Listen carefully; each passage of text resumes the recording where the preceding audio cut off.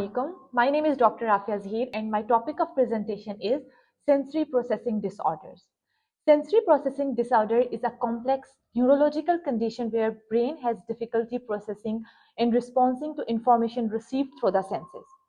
हमारी जो 5 सेंसेस हैं वहां से इंफॉर्मेशन ब्रेन पे के पास जाती है और उस इंफॉर्मेशन को ब्रेन प्रोसेस करके मोटर रिस्पॉन्स देता है, यानी बिहेवियर क्या कैसा होगा या इस सेंस ये जो हमने जैसे उसने जो भी चीज परसीव की है इसका वो रिस्पॉन्स कैसे देगा। अगर इस प्रोसेसिंग में कोई भी प्रॉब्लम आ जाएगा तो इसको हम कहेंगे सेंसरी प्रोसेसिंग डिसऑर्डर्स। बेसिकली हमारी 5 सेंसेस होती हैं, यानी कि हमारी विजन है, ऑडिटरी है, सेंस ऑफ स्मेल है, सेंस ऑफ टच है और सेंस ऑफ टेस्ट है। लेकिन 2 एडिशनल सेंसेस भी होती हैं जो है वेस्टिब्यूलर सेंस और प्रोप्रियोसेप्टिव सेंस। इनको मैं थोड़ा सा डिफाइन करना चाहूंगी। वेस्टिब्यूलर सेंस ये होती है कि आपको अगर इजी वर्ड्स में मैं कहूँ तो जो सेंस ऑफ बैलेंस है कि हम अपनी बॉडी को एक पोजीशन में बैलेंस कैसे रख सकते हैं, हम अपना हमारी जो हेड की पोजीशन है वो बैलेंस कैसे होगी, ये वेस्टिब्यूलर सेंस हमारी डिसाइड करती है।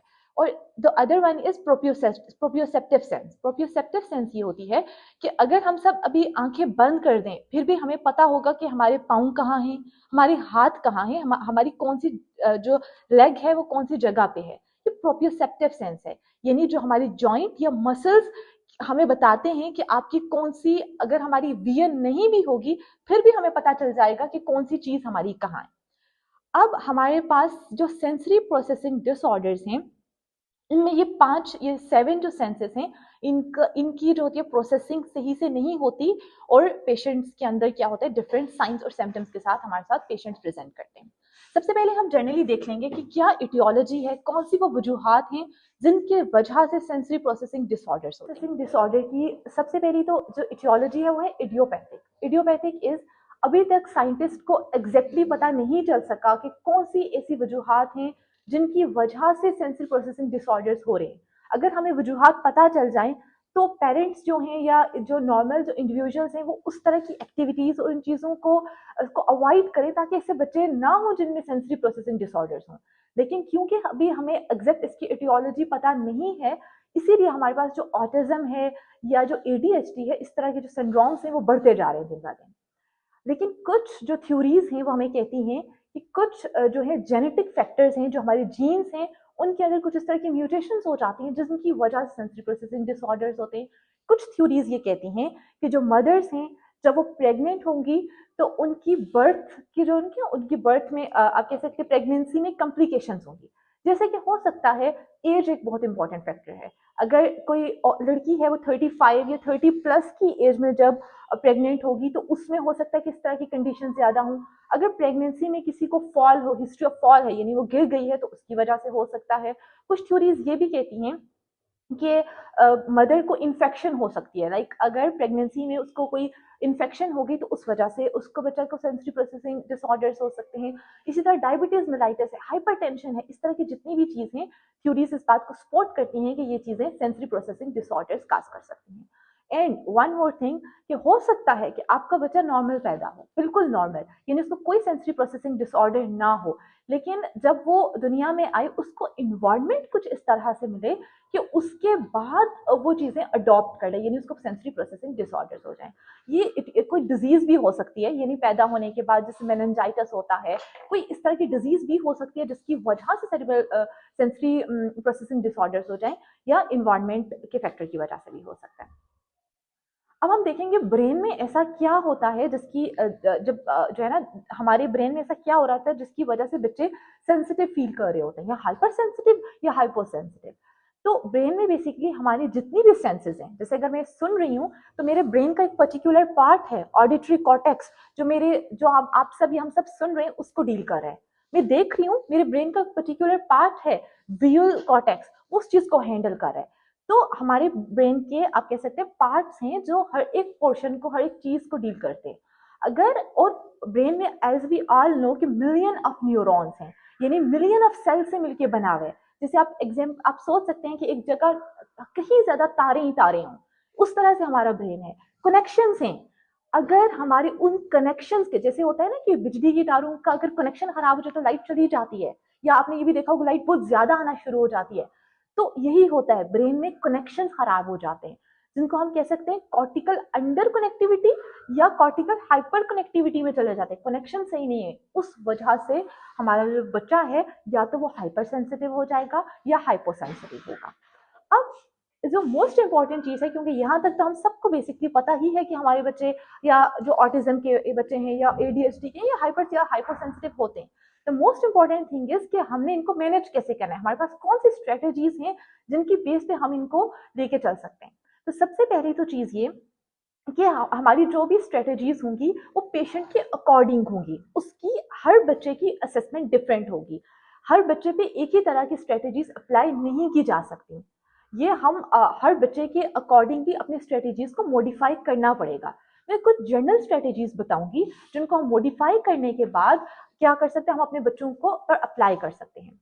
एक मोस्ट इंपॉर्टेंट जो आप यहाँ से की लेसन है वो ले लें पूरे लेक्चर का, वो ये है कि देखिए कोई भी जो बच्चा होगा जो हाइपो सेंसिटिव है, यानी उसको फॉर एग्जाम्पल उसको टच का सेंस फील नहीं हो रहा, तो वो क्या होगा, वो सेंसिटिव सीकिंग होगा, यानी कि वो चाहेगा कि वो हर चीज को टच करे, हर चीज को वो टच करे। तो हमने क्या करना है, वो नर्व्स जो हाइपो सेंसिटिव है हम उनको सेंसिटाइज करेंगे, यानी जिन जिन चीजों से उसको प्रॉब्लम है हम वही चीजें उसको ऐसा इन्वायरमेंट क्रिएट करेंगे कि वही सब चीजें उसको फेस करनी पड़े।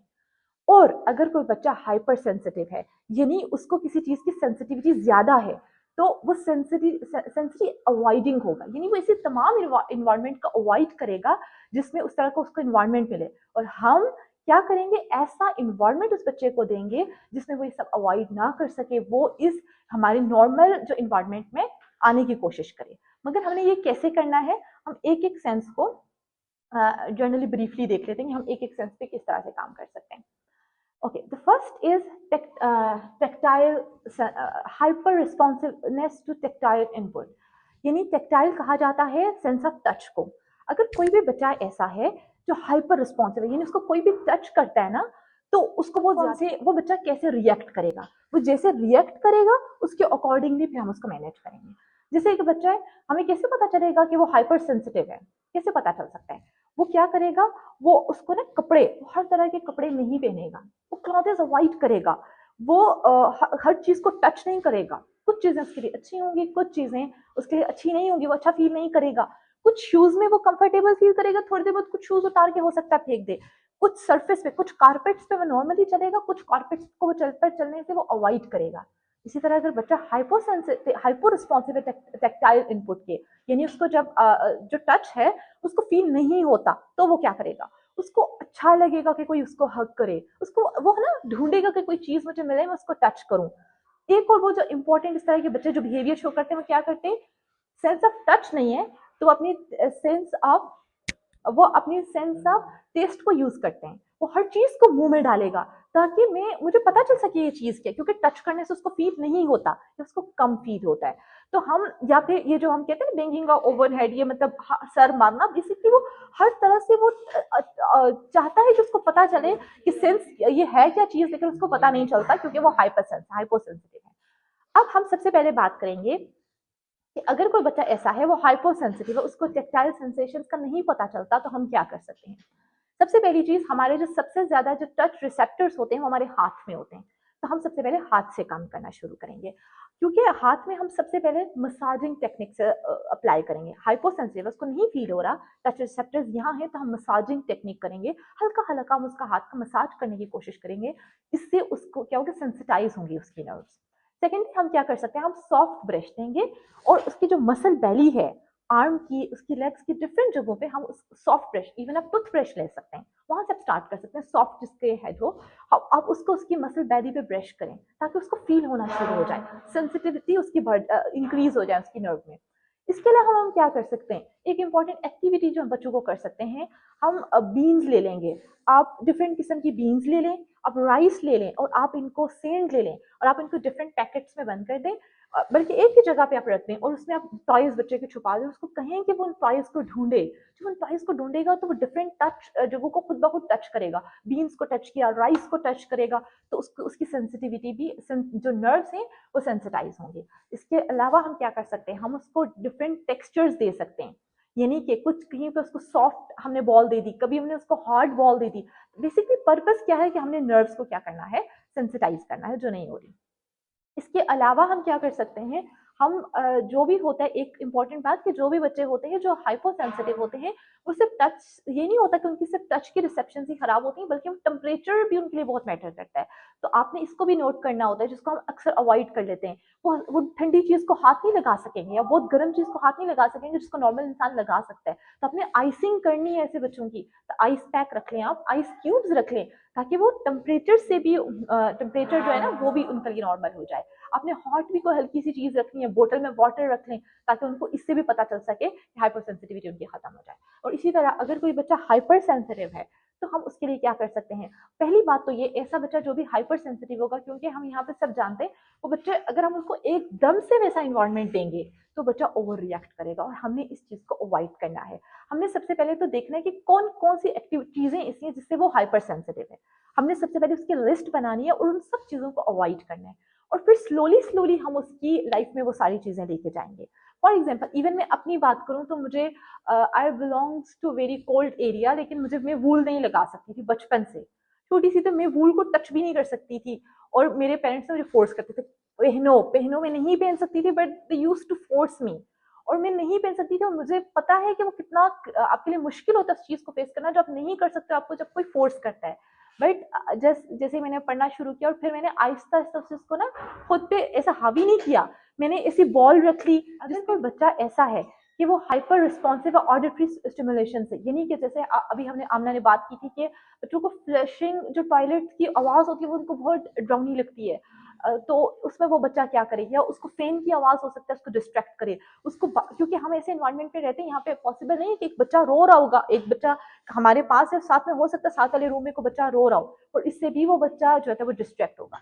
सो हमने इस चीज को कैसे ठीक करना है। और इसी तरह कोई हाइपर रिस्पॉन्सिव भी होगा, जो हाइपर रिस्पॉन्सिव बच्चे होंगे उनका बिहेवियर क्या होगा, वो चीखेंगे, वो शोर मचाएंगे ज्यादा से ज्यादा, मतलब अगर उनको कोई आवाज सुनाई नहीं देगी तो वो ज्यादा से ज्यादा चीखेंगे, ताकि उनको आवाज आवाज सुनाई दे। वो लाउड वॉइस में उनको म्यूजिक अच्छा लगेगा, उनको टीवी लाउड वॉइस में अच्छा लगेगा। अब हमने क्या करना है, अगर कोई बच्चा हाइपर सेंसिटिव है, जैसे उसको फ्लशिंग टॉयलेट की आवाज नहीं पसंद, या उसको हाइपर सेंसिटिव है, तो हमने क्या करना है।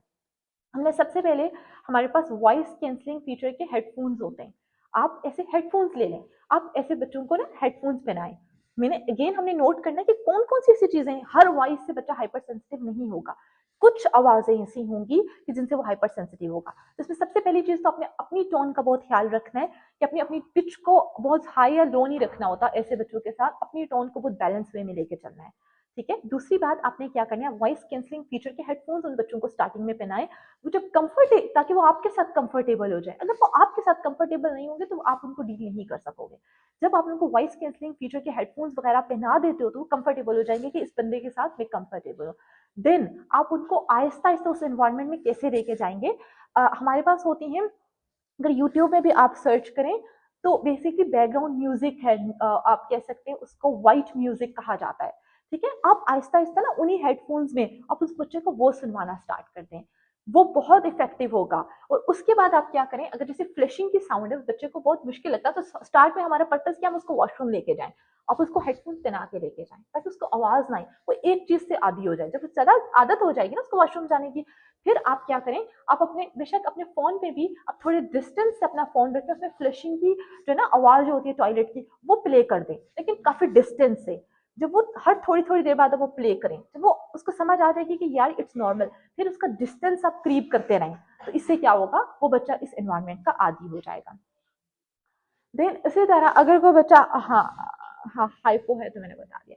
ठीक है, अब हम क्या कर सकते हैं, नेक्स्ट जो है वेस्टिब्यूलर है हमारा सिस्टम, कि जैसे मैंने बताया बैलेंस अगर किसी बच्चे का खराब है, तो हाइपर रिस्पॉन्सिव है तो वो क्या करेगा, हाइपर रिस्पॉन्सिव बच्चे क्या करेंगे, हाइपर रिस्पॉन्सिव बच्चों को बहुत अच्छा लगेगा कि वो हर टाइम बस झूलू पे ही रहें और हर टाइम वो मूव करते रहें, वो बैठेंगे नहीं। और जो हाइपर रिस्पॉन्सिव बच्चे होंगे उनके लिए क्या होगा, कि नहीं सॉरी, हाइपर रिस्पॉन्सिव बैठेंगे नहीं, वो क्या करेंगे, हर टाइम बस झूला झूलना पसंद करेंगे, हर टाइम उनको ना हरकत करना पसंद होगी। लेकिन जो हाइपर रिस्पॉन्सिव है उनका बैलेंस खराब होगा, हम तब तक उस चीज को हमने ना, जब भी किसी को ट्रीट करना है तो हमने एज अ डॉक्टर उसको ट्रीट नहीं करना, आपने उस टाइम ये सोचना है कि आप खुद उस फेज से गुजर रहे हो या आपका अपना बच्चा उस फेज से गुजर रहा है तो उस पर कैसे गुजरेगी। देन हम उस चीज को जब ऑब्जर्व करेंगे ना, तब हमारे अंदर पेशेंस भी आएगा और तब हम उसको ज्यादा बेहतर तरीके से डील कर सकते हैं। क्योंकि हाइपर सेंसिटिव, जितने भी चीजों से हाइपर सेंसिटिव होगा बच्चा, हम उसको वो इन्वायरमेंट देना ही मेन पर्पज होगा कि पोजीशन है वो क्या है। और वो ऑन द फ्लिप साइड वो बच्चे जो जिनको जंपिंग वगैरह हर टाइम वो भागते रहते हैं, उनको इस तरह की चीजें अच्छी लगती हैं, हमने उनको बैठना सिखाना है। क्वाइट इन्वायरमेंट में बैठना कैसे है, हमने उनको ना उनकी सिटिंग स्पेन पे काम करना है। जैसे आपने अभी बताया था कि हम उनको गोल बनाएंगे कि पहले वो 5 मिनट बैठ सकते हैं, फिर वो 10 मिनट बैठे। हम उनके सामने इस तरह की एक्टिविटीज रखेंगे जिनको एक्टिविटीज को वो पसंद करते हैं, और जब वो बच्चे उन एक्टिविटीज में इंगेज होंगे तो ऑटोमेटिकली क्या होगा, वो बैठना शुरू कर देंगे, और बैठेंगे तो उनके सेंस ऑफ परसेप्शन जो है सही हो जाए। Thank you.